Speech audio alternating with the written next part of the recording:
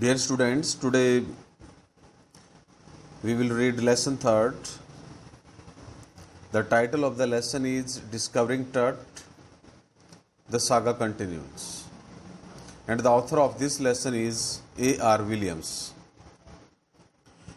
Here, as we see the picture of a boy on this page, this is not any simple boy, or I can say he is not an ordinary boy. He is the king of Egypt of his time. Today we are going to study the story about a king whose empire was 3300 years ago, यानी कि जिनका समय 3300 साल पहले था। Egypt के राजा जिनका नाम टट है, उनके बारे में आज हम इस लेसन के अंदर डीप स्टडी करने जा रहे हैं। और ये जो स्टडी है इस लेसन के अंदर, वो स्टडी भी क्यों है, क्या कारण उसका, वो इसलिए है क्योंकि ये जो टट है, ये जो राजा था, ये बहुत कम आयु के अंदर राजा बना दिया गया और बहुत ही कम आयु के अंदर इसकी जो डेथ हो जाती है।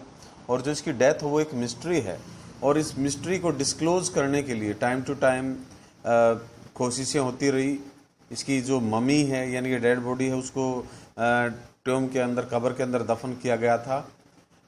तो सबसे पहले तो 1920-22 के अंदर इसकी कब्र से उसको निकाला गया, प्रयास किया गया इसकी मौत को जानने का, लेकिन सफलता नहीं मिली।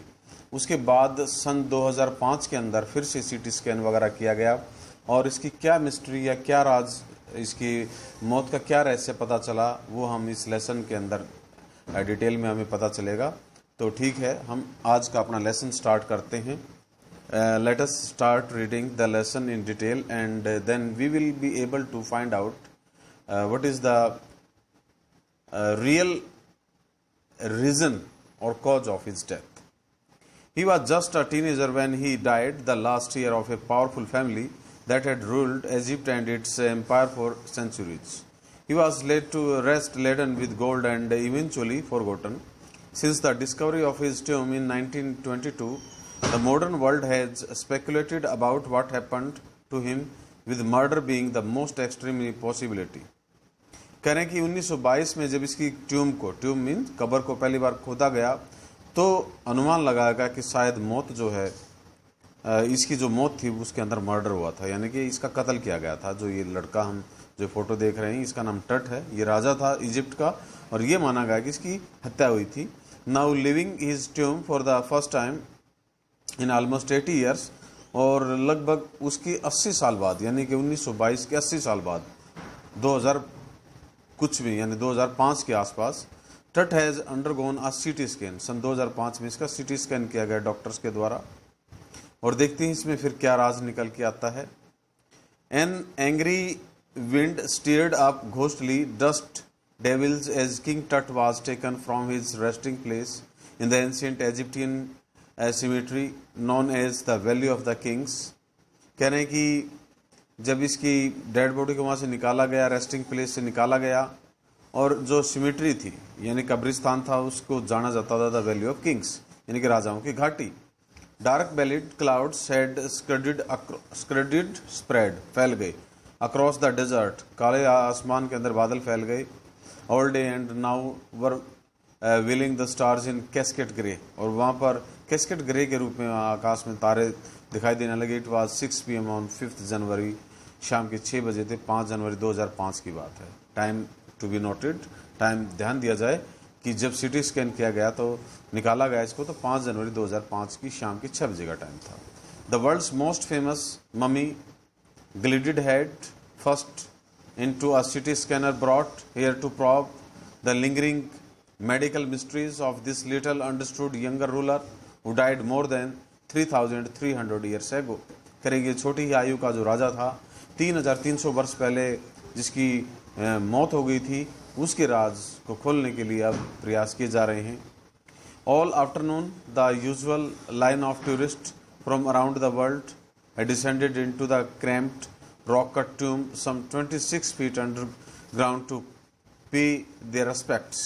They gazed at the murals on the walls of the burial chamber and peered at Tut's gilded face.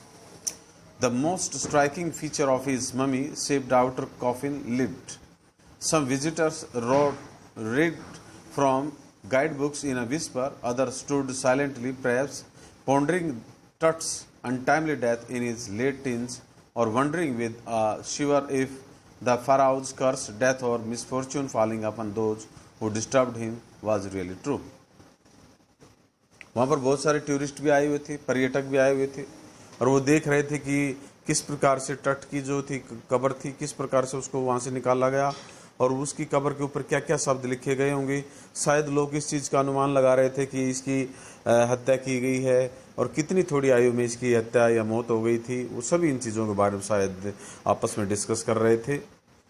The mummy is in very bad condition because of what Carter did in the 1920s, said जाही हवास। अब जाही हवास ने जो है अपनी जिम्मेदारी ली है इनकी जो है मौत का रहस्य निकालने के लिए, और उन्होंने कहा है, क्या कहा है कि ये जो मम्मी है, डेड बॉडी है, ये बहुत बुरी स्थिति में है, क्योंकि जो 1920 में इसको पहली बार निकाला गया था तो जो कार्टर नाम का व्यक्ति था, वैज्ञानिक था, जो व्यक्ति था, उसने इसको बुरी हालत में कर दिया था। Secretary general of Egypt, supreme council of antiquities पुरातत्व विभाग का, as he leaned over the body for long first look, Carter Howard Carter that is was the British archaeologist होता है पुरातत्व विभाग का व्यक्ति, यानी कि प्राचीन चीज़ों की अध्ययन करने वाला व्यक्ति। In 1922 discovered Tut's tomb after years of futile searching. Its contents, though hastily antiquity, were surprisingly complete. They remain the richest royal collection ever found and have become part of the pharaoh's legend. Stunning artifact in gold, their eternal brilliance meant to guarantee resurrection, caused a sensation at the time of the discovery and still get the most attention. But Tut was also buried with everyday things he would want in the afterlife. कह रहे हैं कि मौत का चाहे कोई भी कारण हो, लेकिन जब इसकी मौत हुई तो इसकी जो कब्र थी उसके अंदर उन सभी चीज़ों को इसके साथ दफन किया गया जिसकी इसको आफ्टर लाइफ यानी कि अगले जन्म में ज़रूरत पड़ेगी। बोर्ड गेम्स, ब्रॉन्ज रेजर था, लेनन अंडर गारमेंट्स थे, गारमेंट्स मतलब कपड़े वगैरह, केस ऑफ फूड भोजन खाने के वेसल्स एंड वाइन और शराब वगैरह, सारी चीज़ें इसके साथ दफन की गई।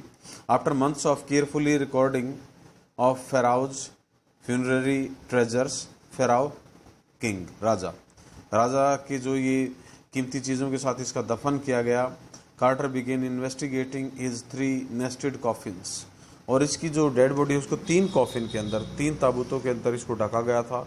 Opening the first he found a shroud adorned with garlands of willow and olive leaves, wild celery, lotus petals and corn flowers, the faded evidence of a burial in March or April. कह रहे हैं कि पहली परत जब इसकी coffin के ऊपर से खोली गई तो इसको जो है श्राउड किया गया था, इसको ढका गया था, फूल वगैरह से ढका गया था, मालाएं सजाई गई थी, और इसको देखते हुए ऐसा लगता था शायद ये मार्च और अप्रैल के महीने में इसको दफन किया गया है। When he finally reached the mummy, though he ran into trouble, the ritual reasons had hardened, cementing Tut to the bottom of his solid gold coffin. कह रहे हैं कि अगली परतों तक जाना उसके लिए मुश्किल होगा, क्योंकि वो कॉफिन की अगली परत जो थी उसको सोने से सील किया गया था, सोने से ढका गया था उसको। No amount of legitimate force could move them, Carter wrote later. Carter ने लिखा कि कोई भी ताकत शायद इसको इतनी आसानी से अलग नहीं कर सकती थी, क्योंकि इसको सोने के साथ जड़ा गया था। What was to be done, इसके साथ क्या हुआ होगा। The sun can beat down like a hammer this far south in Egypt and Carter tried to use it to loosen the resins. और कार्टर ने जो है रेजिन्स का भी प्रयोग किया इसको काटने के लिए फॉर सेवरल आवर्स। यहाँ पे मैप देख रहे हैं हम जिसमें इजिप्ट वगैरह की चीज़ें दिखाई गई है, सारी एरिया दिखाया गया है। He set the mummy outside in blazing sunshine that heated it to 149 degrees Fahrenheit. और उन्होंने जिस मम्मी को 149 डिग्री फ़ारेनहाइट धूप में रखा, इसको सूर्य की उष्मा में रखा ताकि ये पिघल कर अलग हो जाए. Nothing buzzed. He reported with the scientific detachment that the consolidated material had to be chiseled. फिर उन्होंने कहा कि धूप से कोई असर नहीं हुआ, शायद अब इसको चिजल होता छेनी वगैरह, थोड़े छेनी मार मार के इसके कॉफिन को काटना पड़ेगा, इसकी डेड बॉडी को निकालना पड़ेगा. And trunk before it was possible to raise the king's remains. In his defense, Carter really had little choice. और जो कार्टर थे उनके पास बहुत कम चॉइस थी. If he hadn't cut the mummy free, thieves most certainly would have circumvented the guards and ripped it apart to remove the gold.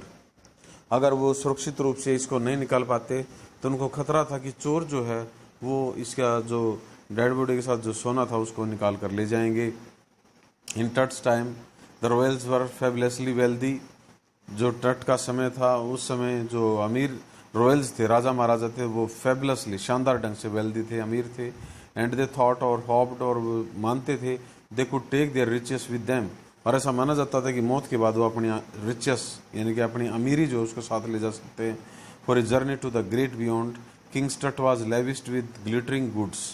और इसको भी टट को भी जो है चमकदार शानदार चीज़ों के साथ इसको विदा किया गया था. Precious collars, inlaid necklaces and bracelets, rings, amulets, cremation apron, sandals, shreds, frozen fingers and toes, and the now iconic inner coffin and mask, all of pure gold. और सारी चीज़ें जिनके साथ इसको लादा गया वो प्योर गोल्ड की थी, सोने के साथ इसको दफन किया गया था.